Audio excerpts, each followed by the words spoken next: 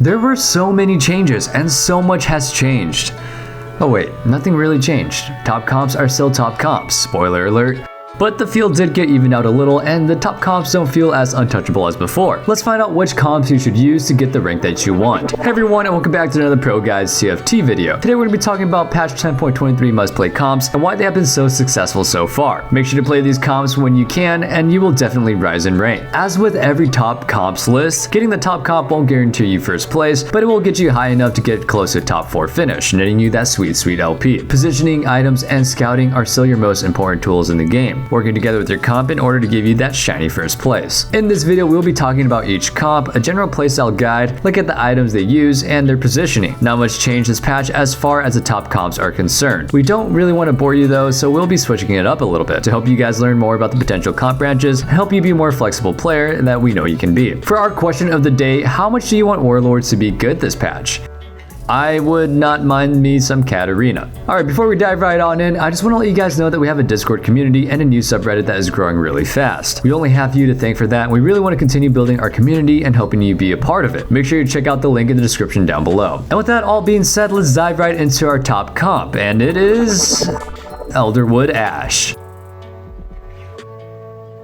This is one of the switcheroos that we talked about earlier, since Adept ASHE is still the stronger and more consistent comp. However, as you are a faithful viewer, I'm sure that you know how to play Adept ASHE. The ELDERWOOD version has a higher ceiling if you can go 9 Elder, but it relies on a spatula, so it's instantly the lesser version.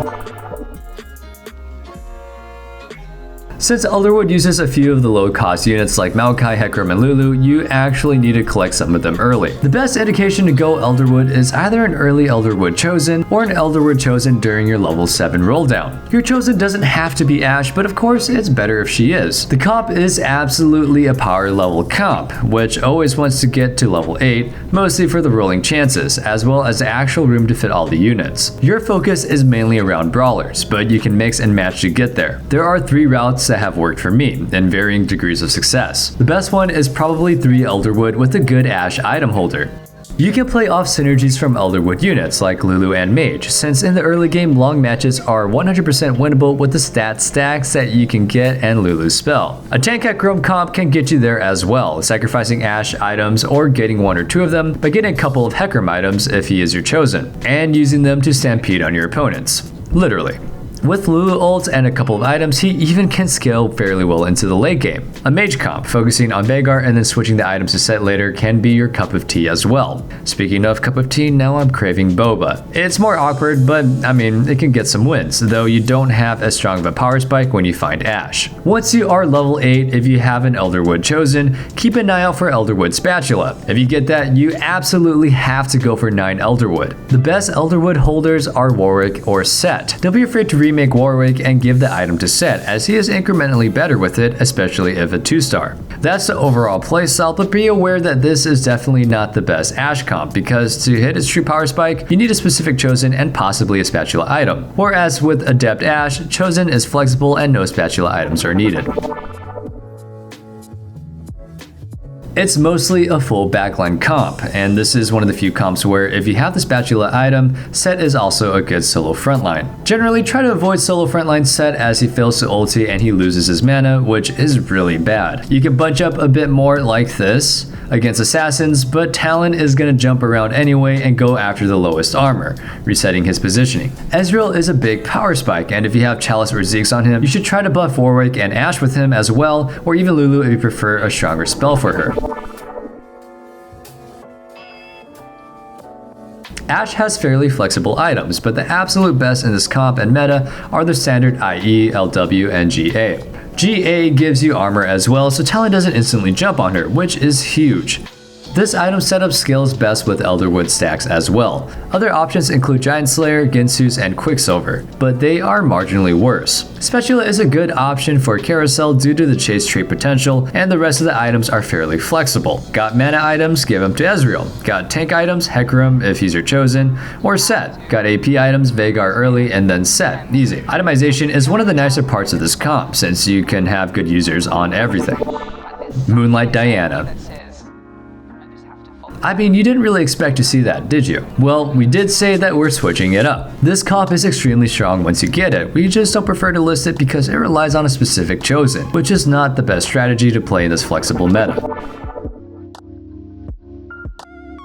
Let's start off by saying that you only play this if you get the Moonlight chosen. It doesn't have to be Diana, but it definitely has to not be Aphelios because, well, he kinda sucks. You'll be playing with 2 Moonlights, with the chosen prow being Diana, then Lissandra, and then Silas. You will aggressively econ to get that 50 gold to just slow roll there for stages 2 and 3. There is no leveling involved at all, and once you get to stage 4-1, if you don't have both your Moonlight 3-star, roll deeper until 40 or 30 gold, and then, well, just hit. As soon as you hit your 2 Moonlight 3-star, you rush to level 8. Aided by a win streak you are probably gonna amass by having a freaking 4-star Diana. Make sure you pick up Assassins on the way. You will rely on the trait to help Diana do damage, as she is best built tank. Dazzler is also really strong with the comp, and you can even play for Dazzler if you get an Ezreal, and we haven't really found that talent yet for some reason. 80% AD reduction is pretty good. Alternatively, you can do that anyway once you go to 9. Mystic is another really strong trait that you want to add to this comp, using a more supportive